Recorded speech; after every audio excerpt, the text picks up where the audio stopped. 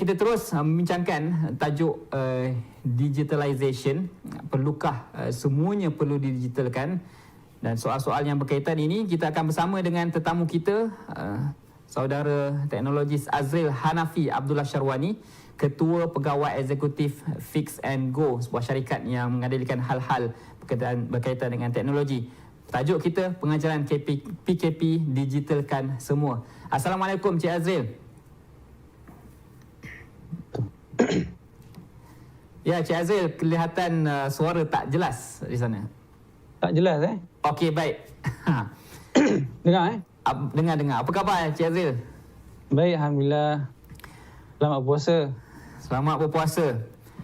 Baik, melihat kepada PKP yang telah pun berjalan hampir 2 bulan ini, 2 bulan lebih kurang, banyak urusan yang melibatkan internet sekarang ini.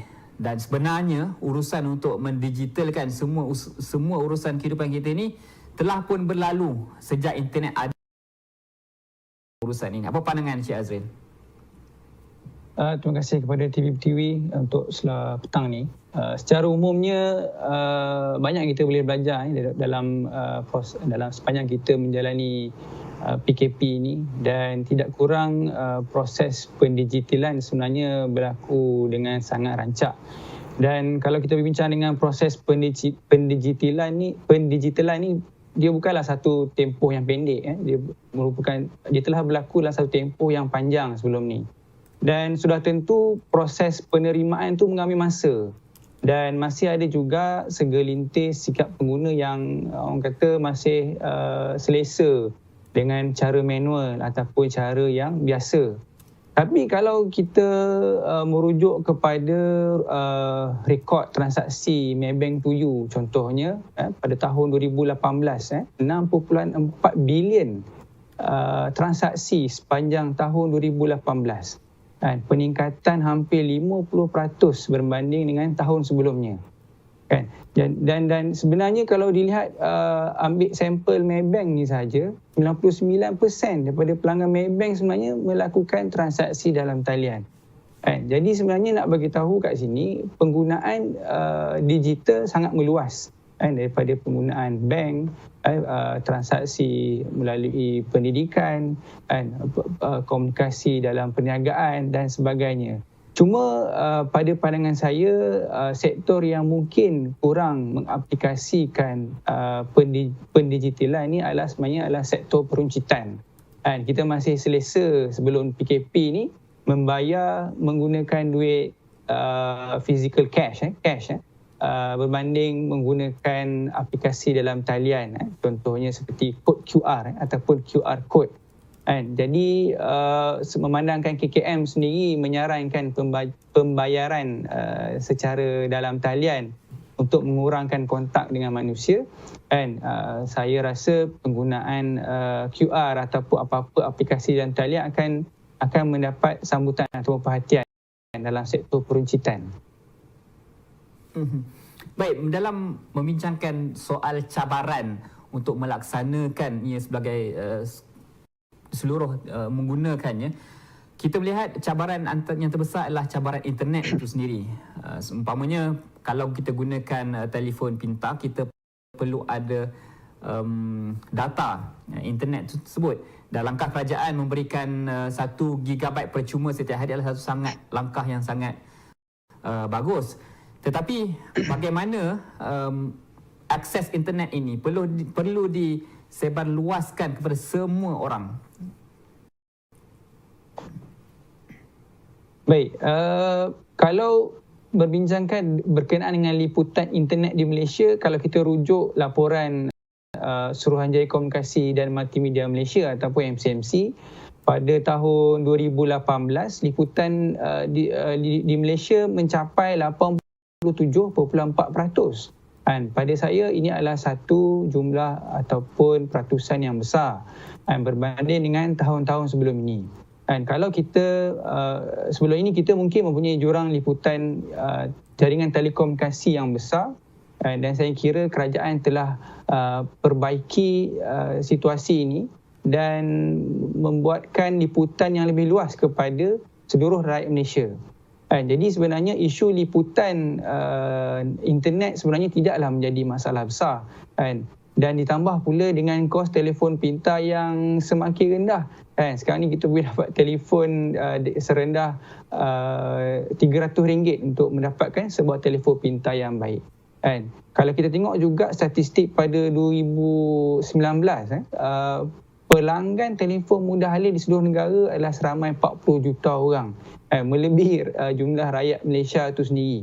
Jadi boleh kata liputan yang baik ini dimanfaatkan dan ia masih fokus ataupun tersasar kepada pusat-pusat bandar ataupun pekan-pekan besar di seluruh negara.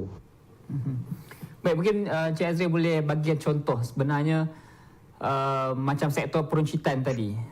Bagaimanakah kita ingin menggalakkan pihak pekedai peruncit untuk membuat QR code seperti yang dicadangkan tadi. Mungkin dan juga contoh-contoh lain yang sebenarnya kita keluar rumah tu kita tak perlu bawa dompet pun. Kita hanya perlukan smartphone yang boleh akses internet dan itu sahaja.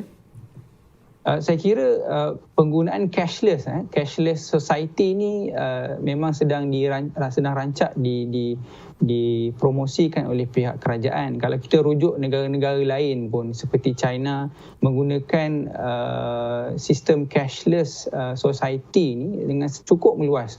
Mereka hampir tidak membawa duit cash ataupun duit tunai semasa mereka bergerak.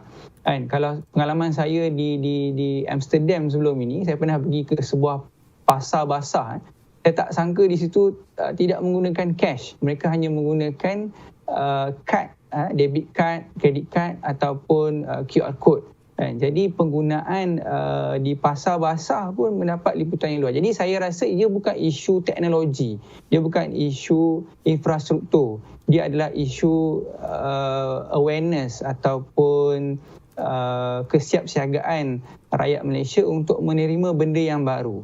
Jadi saya melihat PKP ataupun situasi yang sedang melanda kita ini sebenarnya memberi satu anjakan paradigma yang di satu sudut cukup baik untuk memberikan impak kepada masyarakat kita untuk menerima sesuatu yang baru, dan ia sedang berlaku juga sebenarnya. Kalau tengok kalau kita rujuk laporan akhbar semalam, Pos Malaysia pada sepanjang PKP menerima hampir 700,000 transaksi delivery setiap hari berbanding dengan sebelum tempoh PKP ni puratanya setiap bulan dalam 300,000 transaksi sahaja untuk Pos Malaysia membuat penghantaran. Jadi kalau kita tengok masyarakat netizen pun ramai yang komplain ataupun merungut barang-barang yang mereka minta ataupun beli di talian mengalami masalah tempoh masa yang lebih panjang untuk menerima barang-barang tersebut.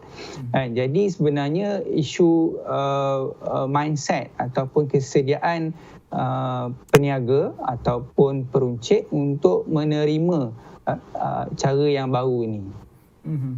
Dan mungkin juga faktor penipuan atas talian itu adalah satu faktor yang merunsingkan ataupun yang menyebabkan setengah pihak tidak bersedia untuk menggunakan semua dalam internet ini, Cik Azril. Sehingga kan new normal yang kita inginkan ni, cashless society ini mungkin tidak berjaya sepenuhnya disebabkan kewujudan kes-kes penipuan, scammer dan sebagainya. Apa pandangan Cik Azril? Saya kira apa yang kita buat pun sebenarnya tetap ada risiko jadi baik sekali kita ada duit tunai pun simpan di rumah pun tetap boleh dicuri jadi bila kita kata adakah kita risau dengan scammer tersalah transfer dan sebagainya, sebenarnya bergantung kepada sikap kita sendiri. Jadi bila kita bincang sikap, kita perlulah mempersediakan diri kita tentang ilmu keselamatan cyber contohnya, kemahiran pengurusan teknologi maklumat. Jadi waktu ni ataupun pada zaman ni kita tak boleh nak kata komputer ni, telefon ni saya tak biasa tak pernah guna, saya tak pandai, saya tak celik. Dia tidak lagi menjadi satu persoalan lagi. Jadi sebenarnya semua orang kena belajar, semua orang kena bersedia. Jadi sebab kalau kita tengok jenayah cyber pun 60% punca dia bukan sebab teknologi, bukan sebab platform, dia adalah berpunca daripada manusia itu sendiri. Leka, lalai, tersilap, tertipu, terpedaya. Jadi sebenarnya kita sendiri kena belajar bagaimana teknologi itu berfungsi dan jadikan dia sebagai alat untuk kita gunakan untuk kebaikan diri kita, untuk manfaat keluarga kita dan sebagainya. Jadi saya menyarankan masyarakat untuk mula belajar, mula membiasakan diri dan mengelakkan daripada jatuh ke dalam jerat jenayah cyber dan sebagainya. Jadi terakhir, bilakah Cik Azril boleh jangkakan masyarakat kita akan menjadi masyarakat cashless society? Bila agaknya? Bila agaknya? Saya rasa tidak jauh daripada sekarang. Maksudnya sekarang ni orang semua takut virus.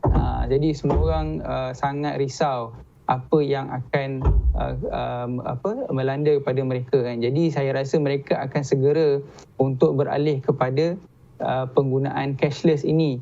Dan sekarang ni, jadi kalau tanya saya bila dia akan berlaku sekarang dan adakah semuanya bersedia, saya rasa dalam masa terdekat ni rakyat Malaysia akan mula bersedia dan akan mula mengaplikasikannya. Baik, terima kasih kepada Encik Azril Hanafi Abdullah Syarwani, Ketua Pegawai Eksekutif Syarikat Fix and Go di atas perkongsian